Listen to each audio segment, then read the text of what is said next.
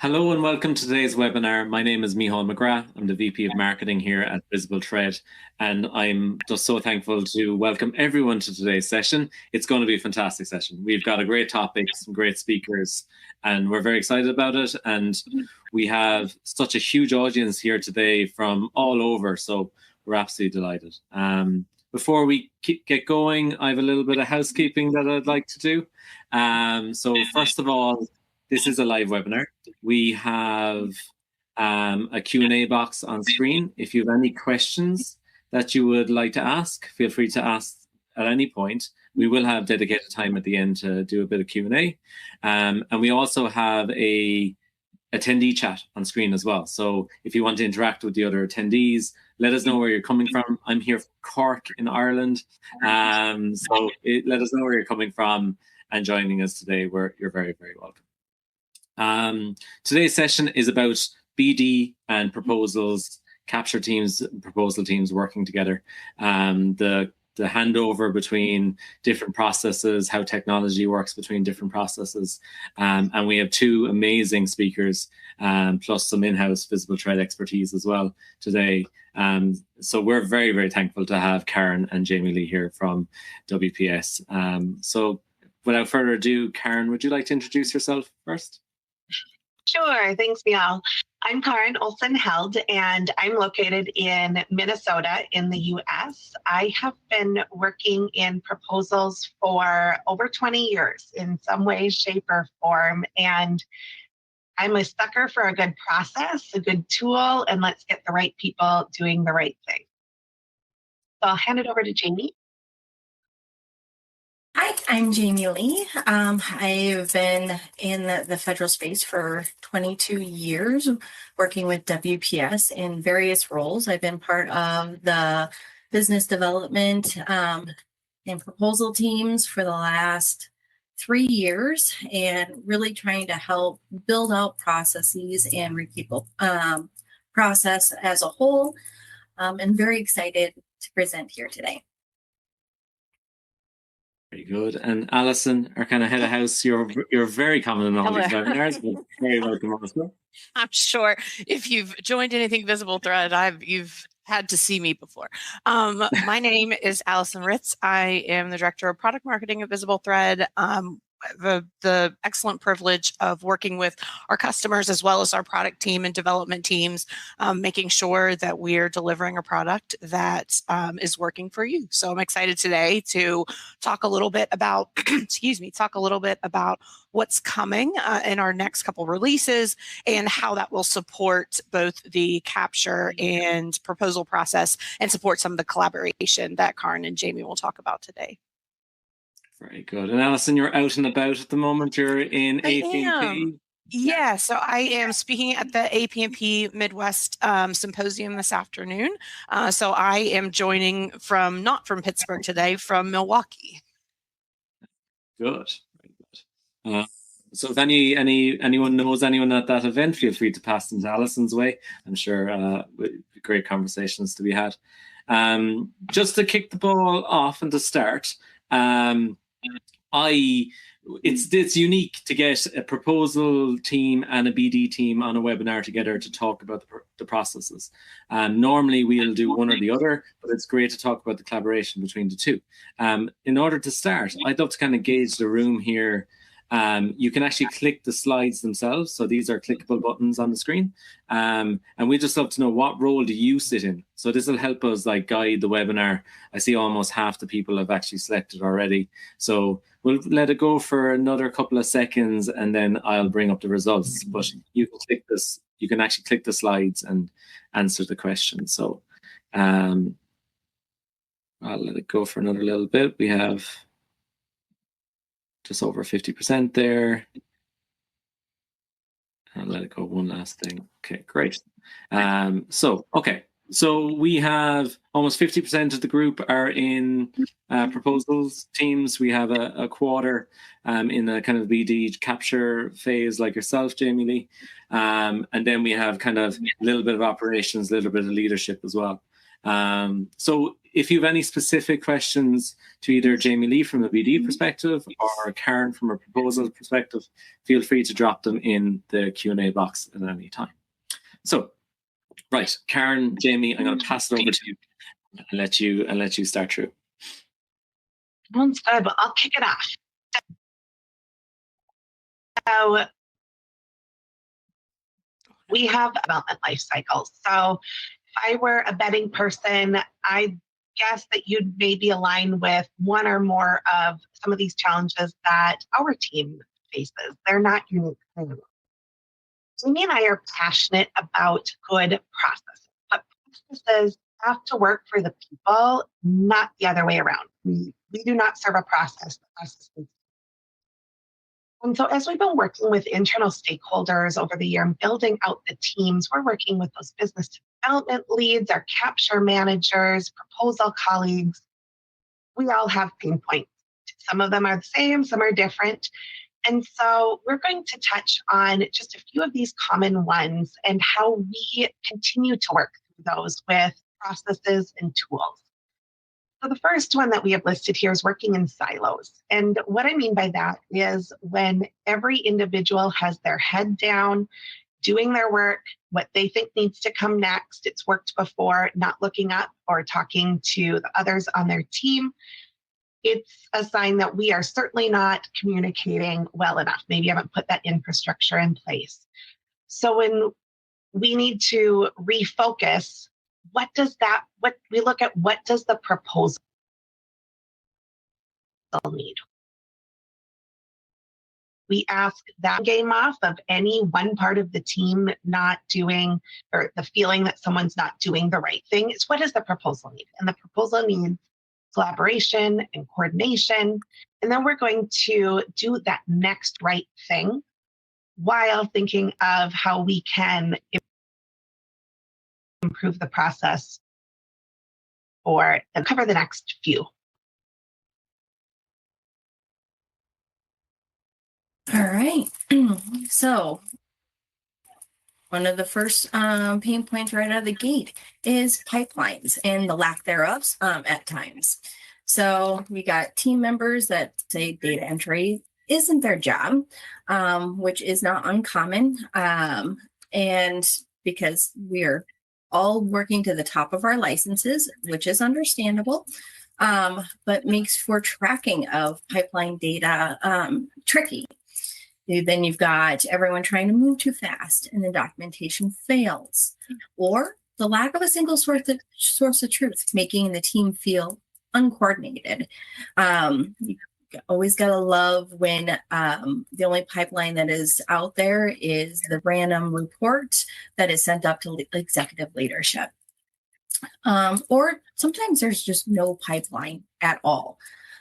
These all contribute to the inability to plan and next steps, as well as not just plan next steps for the opportunity, but resource-wise, resource allocations and things like that, which can just add that extra layer of pain when you've got a really important opportunity that drops on your lap and you're already at max capacity. What's got to give? But without having that clear pipeline, it's hard to have those right discussions. Next, we've got no clear why us stories. When you got working in silos and you've got BD that is doing their own thing and capture that are doing their own thing and proposal that comes in after the fact, you end up with a potential opportunity that we don't understand the customer's pain points, and we're unable to develop the why us story when we're looking at moving into proposal. Opportunities that fit from a compliance perspective. I'm sure everybody's had that. This looks like a perfect opportunity at face value, but there are no clear persuasion points available. Might fit on paper, but we don't have a compelling story to tell behind it. So it keeps that probability to win low. Win themes that are too general. They're more fluff than thought well-defined and not aligned to customer needs or have clear differentiators. Then we Another pain point that we run into is asked to start proposal writing without a clear solution or capture. Excuse me, sorry, because capture isn't complete. Proposal dialogue clock is ticking, and the organization does not understand the value of capture at all, which leads to partner scope undecided, solution tools undecided, key personnel undecided, unidentified risks or requirements.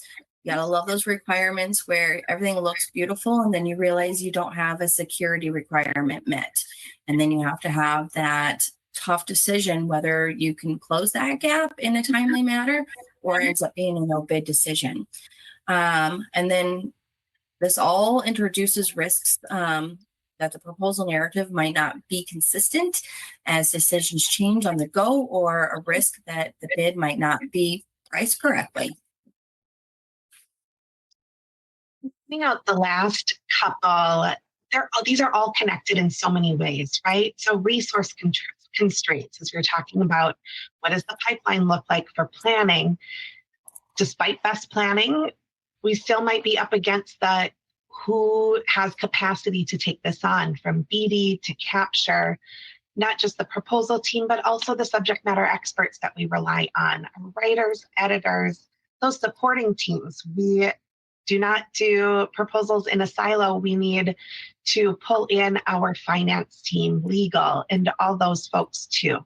So what does that look like coming together? Where does the probability of win fit? How do these opportunities align to strategy? And we see that if there are challenges with the pipeline at the start, we're going to have questions as it comes to resourcing.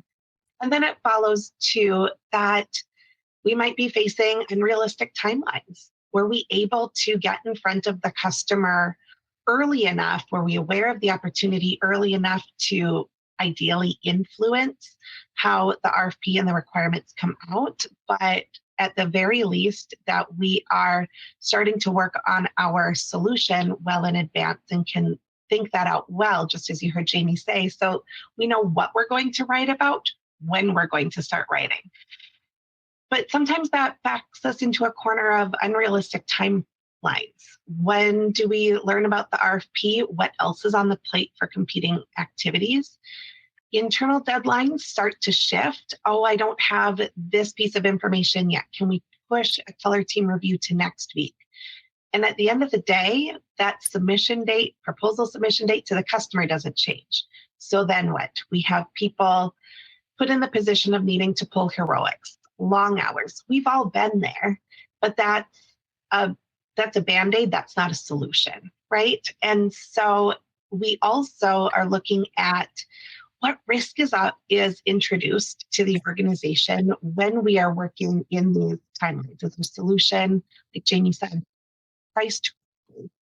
Also, when people are working late nights, we end up in the position of maybe we need to skip a couple steps or move through things faster, or tired eyes miss something. That all of those are preventable, could be preventable errors, right? And we don't want to introduce risk to the organization because we missed something. Financial performance organization, or performance, financial performance risk to the company. That's what I was trying to get out, as well as just, are we going to be even compliant? So let's not put ourselves in that position. What can we do to set ourselves up for success? So one of the things we can do is address those challenges with clear communication and the handoffs, and that ideally the early positioning and capture. So that takes us into what we've started calling that relay race. It's not a unique term, but let's move from working in those silos to embracing that relay race. Communication key. The effective relay race is not a cold handoff, right? When you're watching a track and field event, a relay on the screen, the Olympics, whatever you're watching, each runner does not start from still. We don't have the person with the baton slowing to a stop to hand off the baton, and the next runner then starts running. They're running alongside each other so that we can maintain momentum. It's more efficient, and then we're going together. And so that's how we think of these handoffs, from business development to capture, from capture to proposal. We run alongside each other. So when business development is doing that handoff to capture, capture is going to start intelligence gathering, leading solutioning.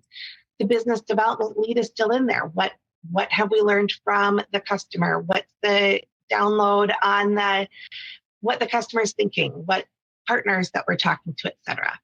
And similarly, when the capture manager is handing off to proposal, that capture manager is going to stay involved so that they can execute or see that the win themes, the win strategy is being executed in the proposal, even though the proposal manager is leading those day-to-day activities. So nothing drops, or at least maybe I shouldn't say nothing, much less is dropped between teams when we're running alongside each other. So Jamie's going to share some more thoughts about that benefit of the relay team mindset and approach. Before we move on to that, though, we do want to take a quick poll to see which of these pain points you guys all experience and identify with the most. Totally. And you can see on screen there, again, same scenario as beginning. You can select directly on screen. So Jamie Lee and Karin went through these items of, like, whether it's not having a weak, inconsistent pipeline, whether there's no clear YOs, unrealistic timelines, BD capture, proposals working in silos. It'd be really interesting to see from the audience today which of these you find the most hard hitting. And even just while the audience are filling this in, we have some great questions coming in already, Jamie Lee and Karin. Like, this is a basic one there's someone here who's just starting out and new to capture. Is there any pre-opportunity drop steps that you take that you find really helpful? Have you one tip or trick before an opportunity drops that you particularly like? I'll start off, and Jamie, you chime in, please. So as your organization is developing your overall growth strategy, maybe you have, we work in the US federal government, so we have specific agency strategies, agencies we're watching. We're looking at any intel coming out from those agencies about new contracts, about that might be coming, aren't yet released for RFP, contracts that are existing and maybe up for, they need to be procured. And so all of those types of things are ideally where you are spending your time pre-RFP release. Learning more about the customer, making sure you understand what's important to them, understanding the opportunity. Is it new? Is it a reprocurement? If it's a reprocurement, how is the incumbent performing? What opportunities does your organization then bring to your proposal, into what you're going to pitch to your customer? And so, yes, those steps happen in the best of all worlds before the RFP drops.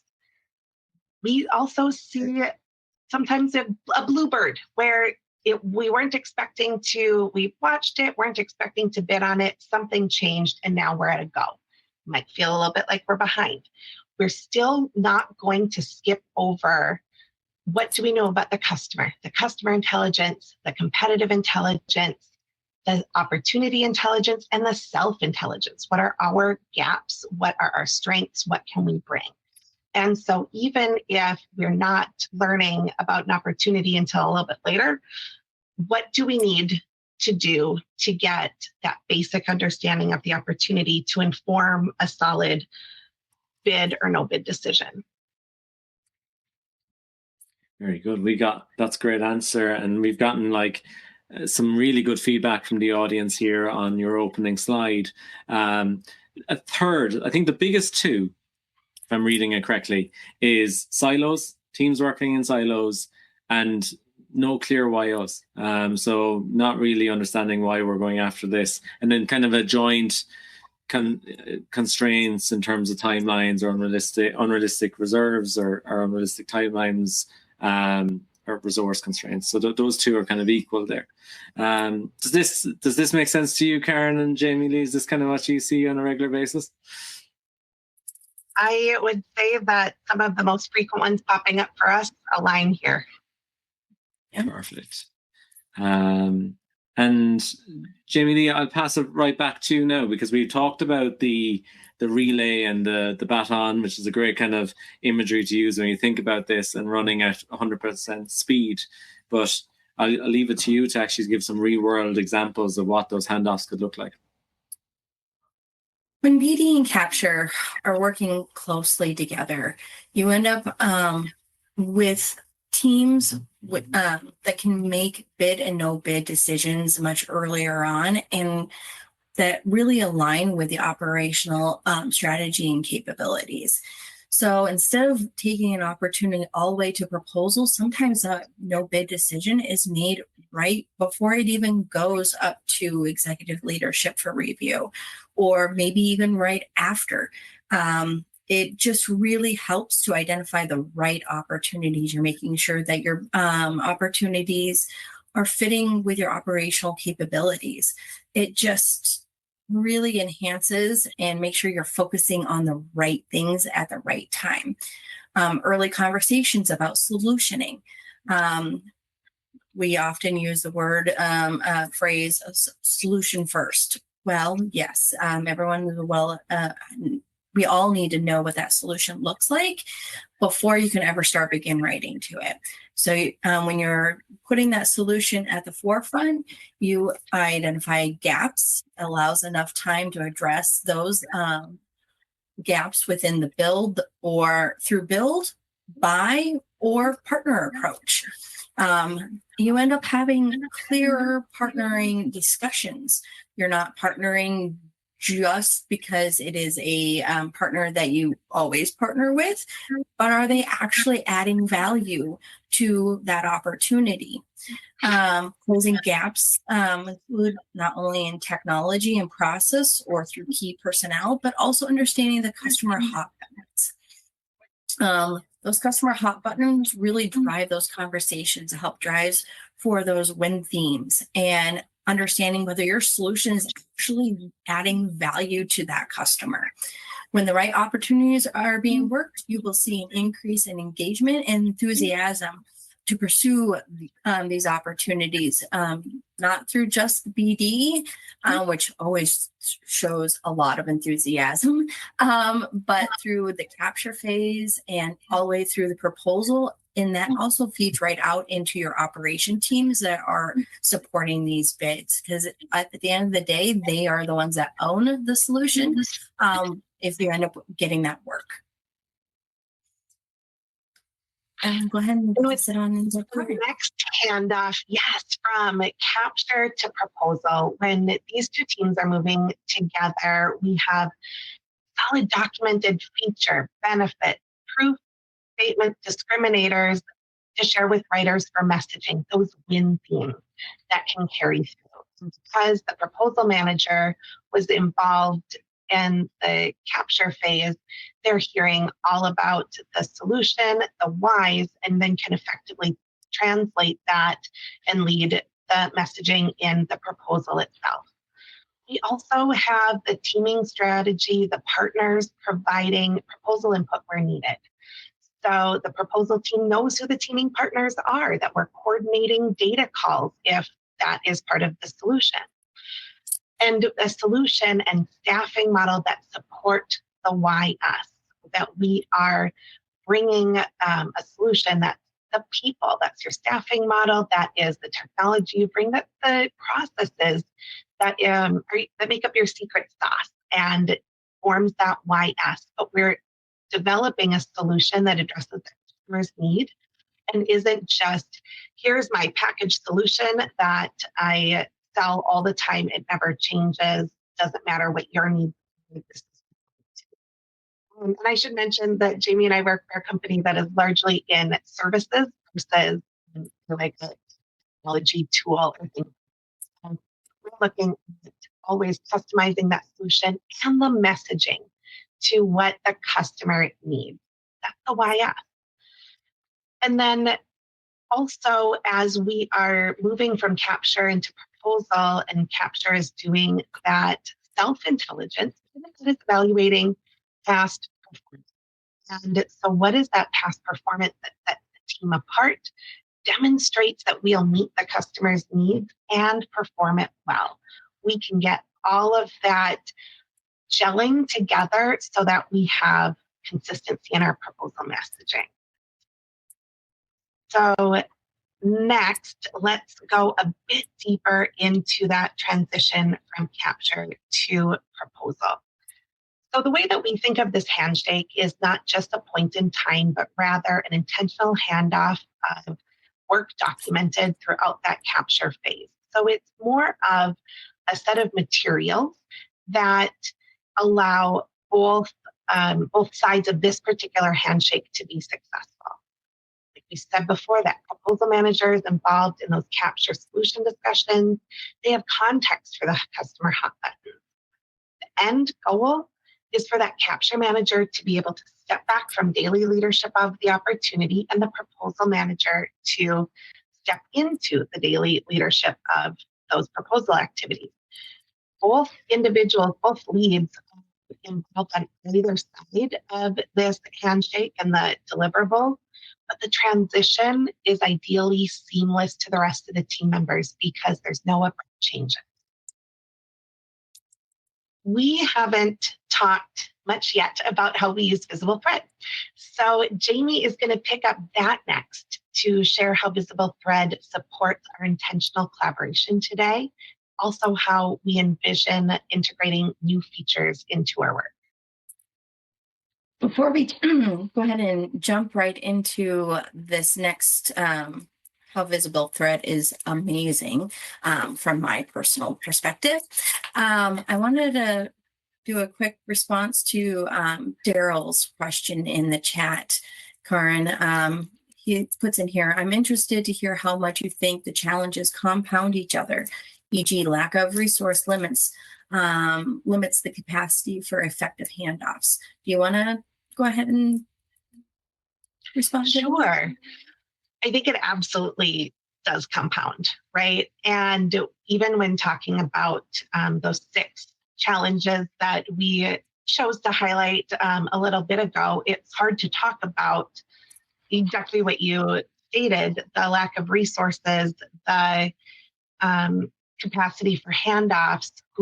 We've all likely been in teams where people are wearing more than one hat. Maybe your business development and capture is the same individual or same small team. Maybe you have a proposal manager who's also leading solutioning. All of that comes into account when you're looking at what do we need to do for this opportunity, who's available, who's wearing what hat, what does the opportunity need? And yes, I don't know what else to say other than it definitely compounds, and the early communication just cannot be understated. And that communication collaboration is shared understanding of the organization strategy, of your overall business development or growth team's strategy, and getting really crystal clear on, ooh, this one popped up. That looks like a fun thing that we could do. Does it align with where we want to grow? Does that align with our agency strategies? If not, that becomes a different set of questions and a good conversation going, well, what do we gain by pursuing that? What's the trade-off? Do we have the resource capacity, the time available in and around our must-wins on the pipeline? So again, this goes back to, they're all connected, silos. It doesn't work well when everyone is just tunnel focused on your own thing, that we don't have leadership sharing what the strategy is so that business development is identifying the best fit opportunities, et cetera. Jamie, what would you add to that? I'm just going to add that it turns an opportunity quickly into a dumpster fire. I'm showing a wonderful little thing that Karin has given to me and other team members, just as a reminder, because opportunities can quickly morph when we are not collaborating and working together as a team into that wonderful dumpster fire. But also tools really make a difference.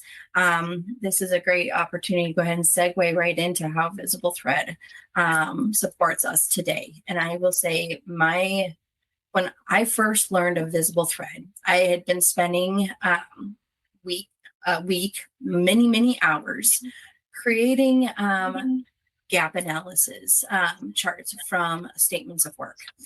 And it was frustrating. And I was like, there's got to be a better way. There's got to be something better than me manually putting together these gap analysis charts. And so we were going to start reaching out to IT and going, okay, can we build something? Can we do something? And then we find out that we actually have VisibleThread in another part of our organization. And Karin had used VisibleThread, and she was starting to explain what it could do. And this moment of, you're kidding me, happened. And I was like, we have something like this. And I got my hands on it, and I couldn't have been more excited. So today we are in Capture. We are using the simple shred for the statements of work. We're doing gap analysis with those. And I don't mean just a simple gap analysis. Like, we can make them as small or complex as the opportunity allows or is needed. It helps enables our partner solutioning sessions as well. When an SOW statement of work comes out, a draft, one of the first things we're doing is literally going of those requirements, going through. We can understand whether we can meet those requirements, and having those right key questions to fill out is what really takes that opportunity and makes people feel confident. And then that confidence builds and leads to a stronger proposal at the end of, and a stronger bid as a whole. In proposal, we shred the RFP to do the compliance matrices. We run comparisons. We have run comparisons actually against manuals. I don't know if anybody's ever worked in the TRICARE space, but they have a massive manual that's all online. It is no set out there for anything. You literally have to download chapter by section. And we work in that space, and we have done just that and downloaded it and then compared it when we are going from one set of manuals to another. And we're looking at opportunities going, what do we need to do as an organization to prepare for this next round of manuals? What are the differences? What is it going to cost us? What is it going to take an effort to build out to prepare us for those potential future bids? We also use it for the acronym dictionary. Everyone loves putting together that acronym dictionary. At least here at WPS, we use acronyms, I think, for everything. And we will use the same acronym 3 times in 3 different ways. And the acronym dictionary functionality with VisibleThread is a lifesaver, because it will not only identify where the acronyms are, but it also, if you've defined it, will provide that for you. And if you define it more than one way, it will go ahead and find that in each of the different ways. So it takes a very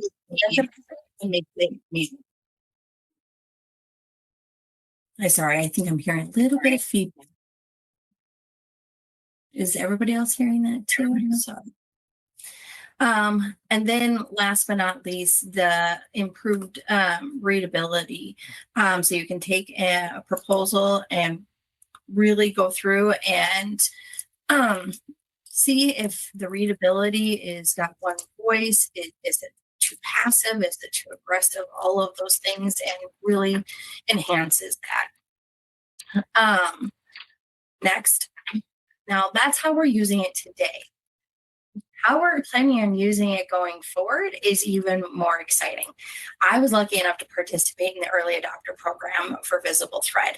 I love getting my hands on technology and just figuring out all the nuances and how I can use it for our organization. This really enabled me to see all the new features that they delivered in June, but it also allowed me to socialize that with the rest of our team, our BD, our capture folks, our proposal folks, and overall, because I work closely with every single one of them. Communication is key, right? And so when I started sharing them some of the features coming out, I just seen the excitement build. And that is really half of any new technology that you're trying to implement, is getting that excitement, that buy-in, that change management piece that you can just kind of go, yes. Because without any excitement, a tool's going to fall flat.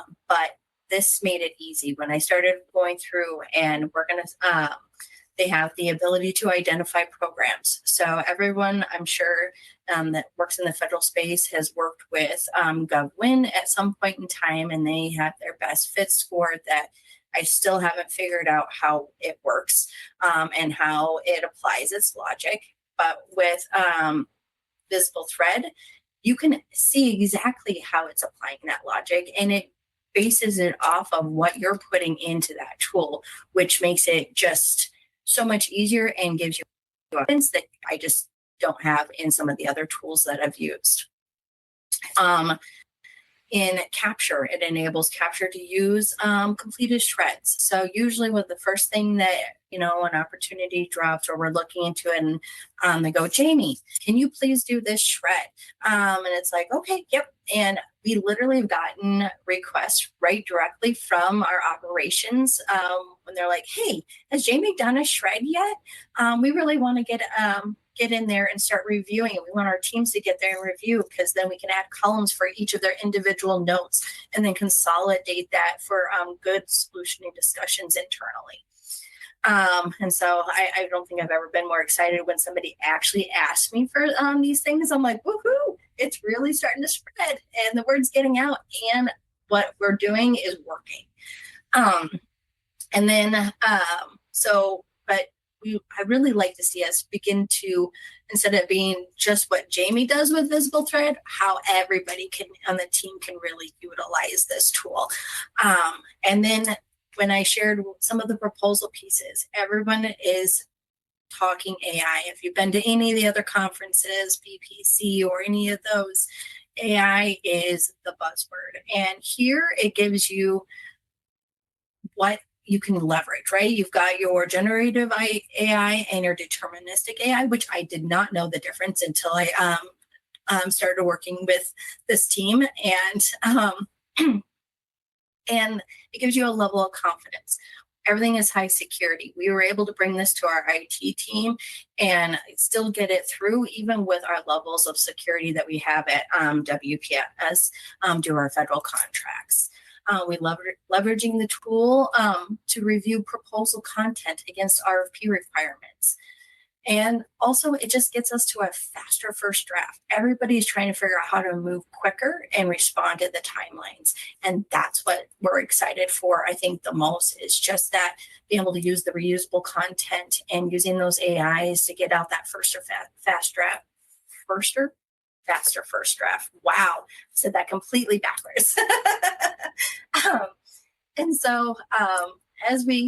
This will be a great opportunity to transition to Allison and going through all the other new features that I didn't already brag about or steal your thunder on. No, thank you so much. And I want to ask a quick question.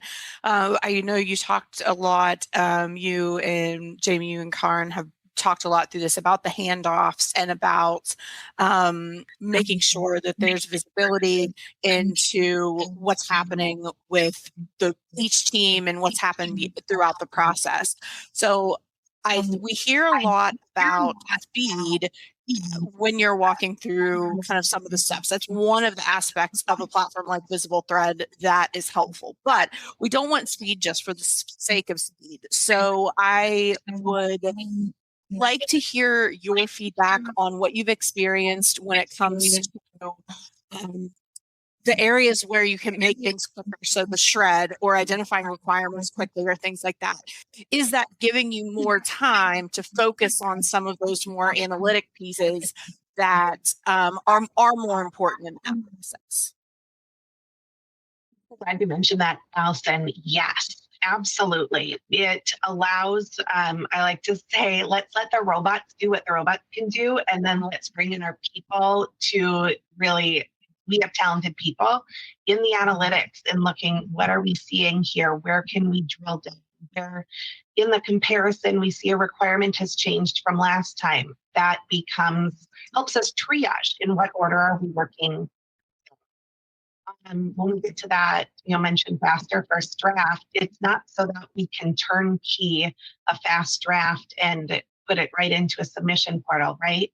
It's allowing our talented writers and editors to print and edit instead of pick through the content library, right? We need a curated content library to enable tools like this to work well, but this is of a lot faster than going, did we write about this 6 months ago or 2 years ago?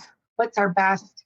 We're cutting through that noise faster so that our humans have the best starting content available to them. And then they're going to go in with, what do we need to do with the win themes? How do we connect this in and really let the humans do the thinking, and let the tools cut through the tasks that can be automated, prompted. Excellent. No, excellent. That's super helpful. And that's something that we hear quite often as far as let the systems and the tech work where it's supposed to. Don't apply it to everything, but there are things that can help and make it super effective. So that's a good segue into what I want to talk about here. Are you still getting that background? I'm getting it a little bit. And before I kick off, I don't want to. A little bit. I'm wondering, maybe Jamie Lee and Karin, maybe you might mute when Allison is going through her slide and see if that resolves it. Okay. And try again, Allison, there. Can you hear me now? Is that better? 100% better. Okay. Great stuff. Yeah. Tech, you got to find the right thing to make it work effectively. Okay, so what I want to do quickly is talk about what's coming in VisibleThread and where we're taking the platform. This is a good segue, and this is an excellent example with Karin and Jamie Lee talking about what they're doing today. So what they're doing today and the way that is affecting the process, but some of the things that they talked about when they talked about the problems that they're seeing, or the universal problems that a lot of us are experiencing, and how the platform can be even more effective in things like eliminating silos, helping handoffs, giving you, process analytics, supporting your workflows. So those are some things that I'll focus in on a little bit, but I'll show you kind of the 6 buckets here. So when we talk about these 6 buckets and these sort of development themes, this is for the short term. So for the rest of 2026, there will be 3 to 4 additional releases this year, and we're going to continue to build on features. In a natural way, I'll add that, kind of building in a natural way that creates an improvement to the features that you're using right now, not complete overhauls and retraining and those types of things. We're being very intentional about the usability and the level of lift that this is going to take on the customer's end. So we want each feature release to improve your experience, not complicate it. So looking at the 6 buckets, the biggest one, and I would say where most of the development items or cards are falling, and this is in our next release, our 7.3 release, is teamwork, flow, and collaboration. So really looking at increased collaboration, some of the things that were discussed in the process. So as of today, you're creating shreds or you're creating requirements analyses or gap analysis within the platform, and you're exporting it. You're working in a spreadsheet that there can be a lack of visibility really, like you said, sometimes a blocker. Folks are saying, hey, we're waiting for the shred. Is there a way that we can see that, or a way that we can use it? So this is going to take away some of those pieces. So level of visibility with folks within the organization, the ability to not have to export, to begin to change and leave comments and communicate with each other and call out things that are potentially risky or items that are of attention. So really increasing that workflow and collaboration. Then insights and analysis. So this is really enhancements in shredding, compare, high fidelity redlining, additional contracts functionality, and then Visi Everywhere. So the ability to layer technologies, that's a big piece of the VisibleThread platform, the deterministic pieces. So repeatable, same thing every time, 100% accurate, layered with those Gen AI pieces, because Gen AI does a really excellent job at creating content, doing analytics, analyzing overall themes, kind of poking holes in what you're doing, and pressure testing some of the things that you've created. So we want to make sure that we are layering those to effectively and supporting the analysis that folks are doing. Reporting and visibility. So, when Karin and Jamie were talking in the front end, talked a little bit about, visibility into the process. Where are things slowing down? Where are bottlenecks within the system? How can we combat things like lack of resources or tight timelines by really looking at where we may be falling down in our workflow, or where we can improve, handoffs or information sharing. Market intelligence. So this is a big piece of the rest of the year as well. So right now, we have, connectivity for U.S. federal folks to SAM and eBuy.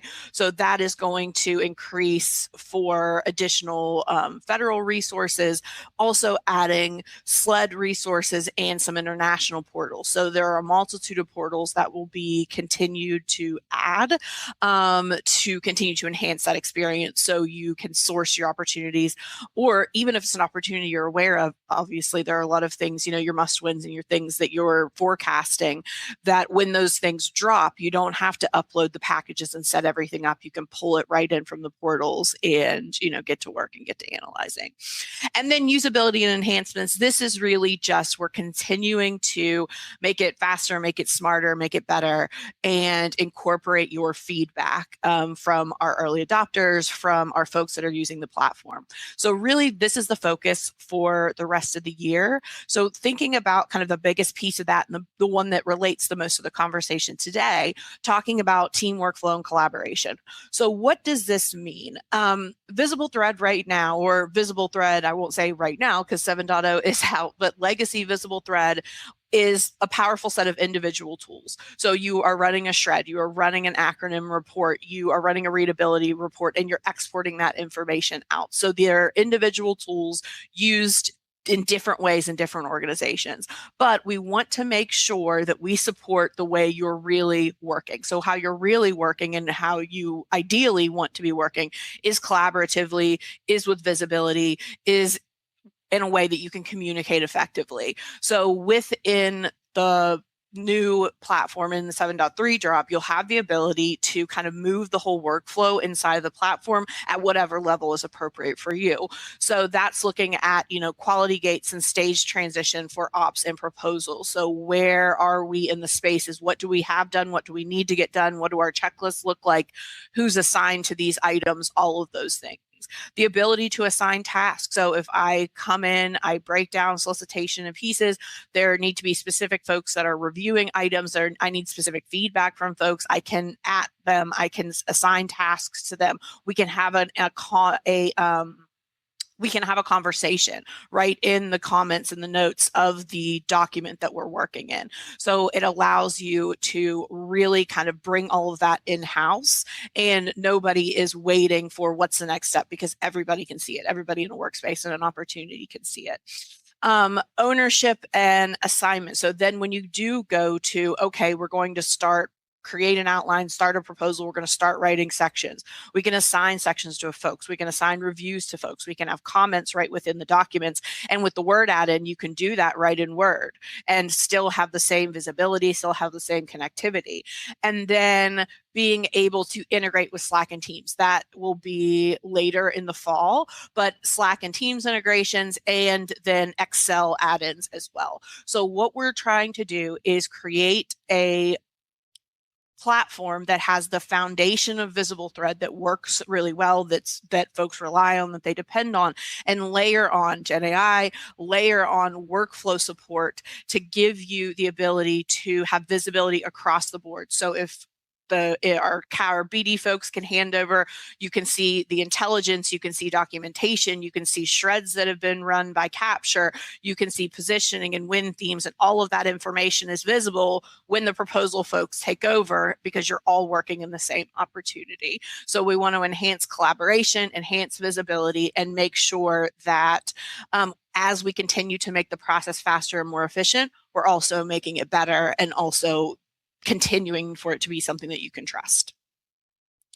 The next piece with insights and analysis. So additional things that we can do here, kind of a revised approach on the compliance matrix, where I know that there was a mention of adding columns and adding notes and adding those types of things, being able to do that more easily within the platform, being able to customize things more within the platform. And all of that, of course, can still be exported.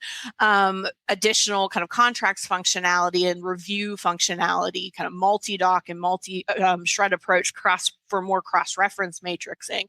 So additional analysis. And then I mentioned that Visi Everywhere piece. So the ability to kind of call up and interrogate a solicitation using GenAI as well. So I could run a shred, I could run some of the acronym reports, things like that. I could run gap analysis, I could work on my win themes, and then I can bring in GenAI and layer it in and have my chat and start to ask questions and push, testing my themes, testing my approach, creating content. So being able to layer the technologies on top of each other across the entire platform. So we really just want to make sure that we're helping you, do the things that VisibleThread has done best, which is break down documents, identify requirements, provide accurate risk assessments, and give you that effective analytic capability. But we want to deepen what you can do there. So really stretch and spread the wings of how much analysis you can do within the platform and what that does for the process. And then the last one I'll say is reporting and visibility. So talked a lot about, I am also somebody that is passionate about processes and workflows. And I think the thing that happens a lot when I talk to folks about AI and some of the technology that they're bringing in is that they're doing a thing called kind of like bolting on. So they have a process as of today, and they're just sort of shoving in an AI tool or a tech tool, and they're not changing the process to support that. So what happens to those workflows is you move the friction point downstream. So I've created content more quickly, I've come to an outline and a structure more quickly, but I have inaccuracies or I have issues and I need reviews or I need reworks and I need all these other things. So my creation friction point turned into an editing and review friction point, and I didn't actually save any time. So people start to get frustrated if you don't really look at what's happening with the workflows. Again, we also talked about constrained resources, tight timelines. So this will really help you from a dashboard perspective and a time savings perspective. We're assigning things out to folks. How long are they sitting? Why is that? Do we have a slowdown in certain spaces? Where are our bottlenecks and how can we address that? So really giving everybody visibility to what the tool can do and how it can benefit you most effectively and really support your workflows in a meaningful way. And then the last point I'll make is that the theme overall with the development of VisibleThread is traceability. So the main kind of the main sort of big piece of the puzzle with the shreds and with the requirements analysis work that we do is they are 100% accurate. Everything that you are asking to see, any version of with wildcards and pattern matching and all the things you can do, it's repeatable. You can do that every time. What you'll see when you use a new platform is that theme is carried throughout in traceability. So if I'm giving you a fit score, you can trace that back to the documents and the source material that it came from to really justify why that's accurate. If I'm creating content, you're grounding it, you can take it right back to where you found that content. If you're creating an outline, you can take it right back to the requirements that make up that line and the reasoning for having this in the outline. So the theme overall is traceability, and we want to make sure that we're building this for how you work and how you win, because in this line of business, there is no guessing. We have to be able to prove things. We have to be able to have referenceability, and the platform is built with that workflow in mind. And we have a little piece, and Micheál, I'll let you jump in on the poll here. Yeah, sure, Allison, that was fantastic. And so Allison went through those 4 areas in detail. I know she 6 at the beginning, but she went into detail in terms of this topic on 4: workflows, insights, reporting, and continued AI traceability. I'd love to know with the audience today, which of these is the most interesting to you? So if you want to pick your most, like the thing that you're most focused on that you found interesting, we'll get the feedback here. But Jamie, Lee, and Karin, I'll direct the same question as you. Out of what Allison went through there, is there a particular section there that that's fantastic, that's solving a problem?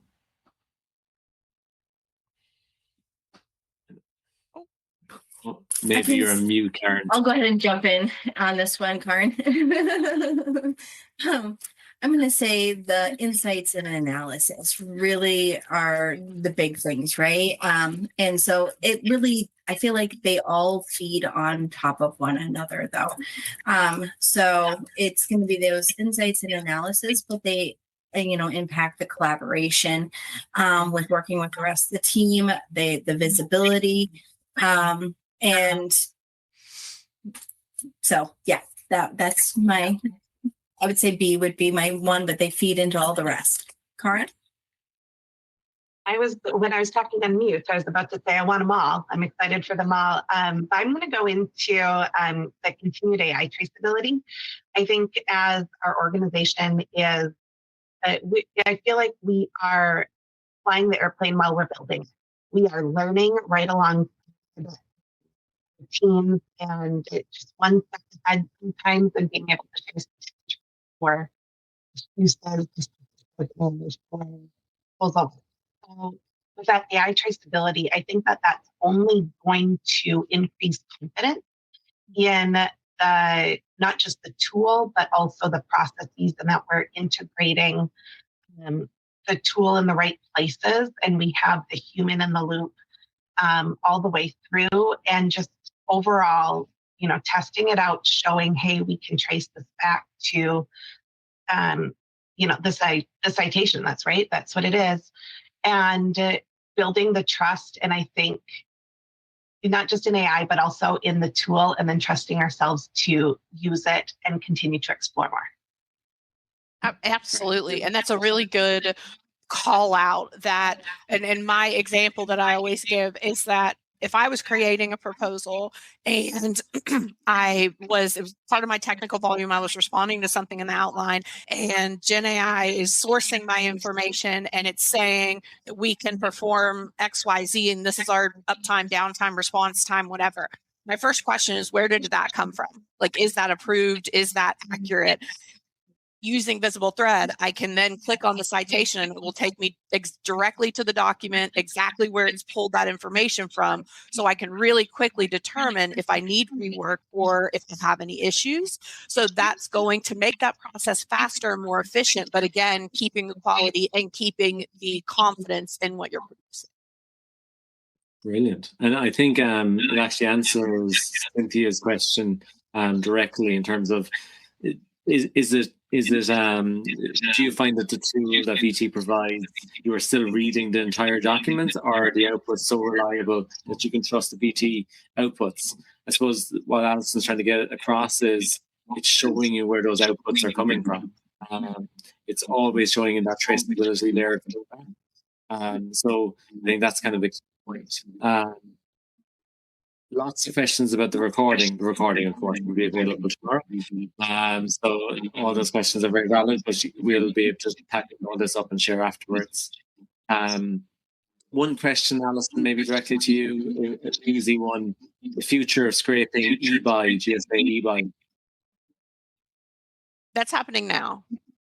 Yeah. So, well, now in the sense if you're cloud or if you have, depending on the version that you are writing on-prem, that yes, as of right now, you have the capability to obviously connect. It's with your password login, so you're getting your feed, but you can access your eBuy feed through VisibleThread.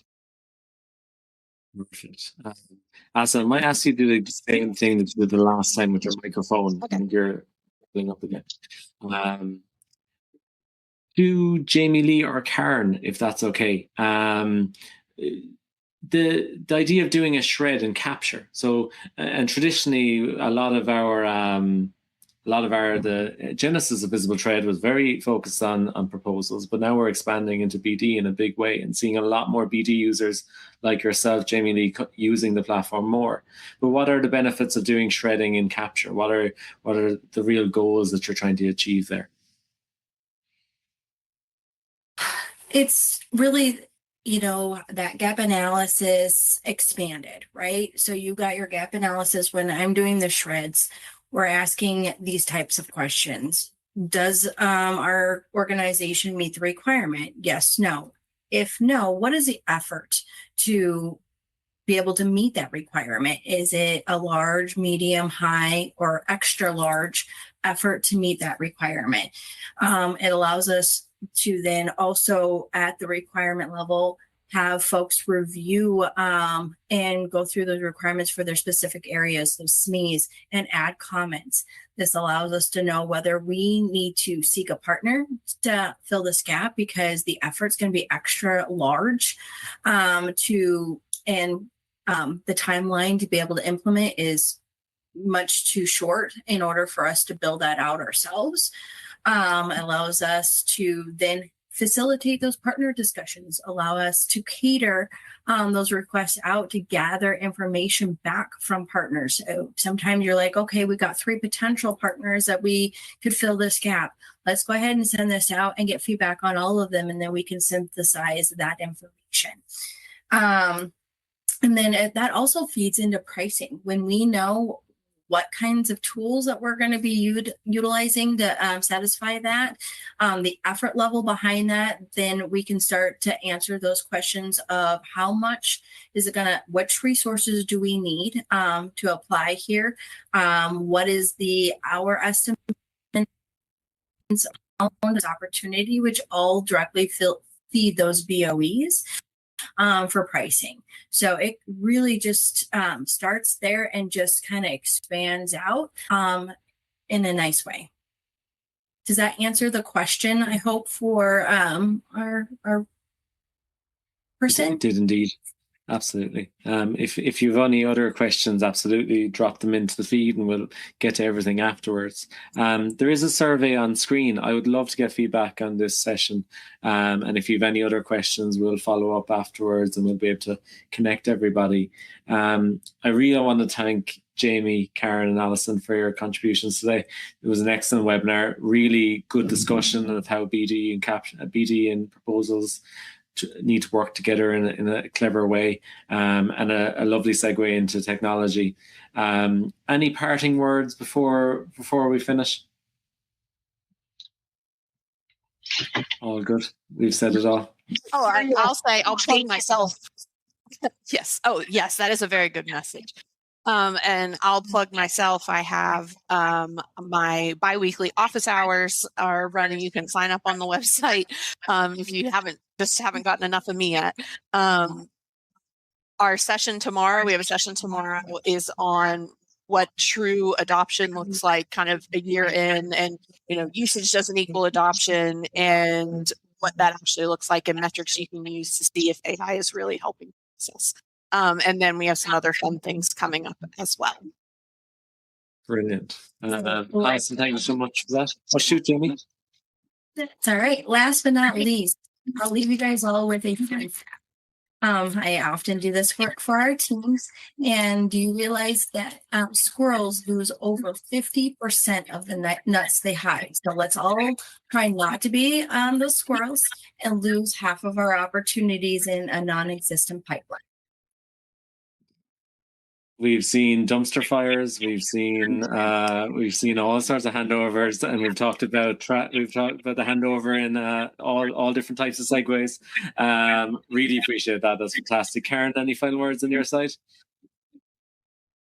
Nothing else for me. This was a great conversation this morning. And if you want to continue it, folks who are in the call or whatever, have to connect on LinkedIn. I love to talk.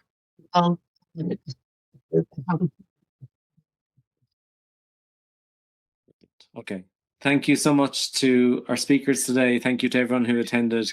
Our next webinar, as Allison said, we've content coming tomorrow, so feel free to register for that. Just thank you for your time, and we'll talk to you very, very soon.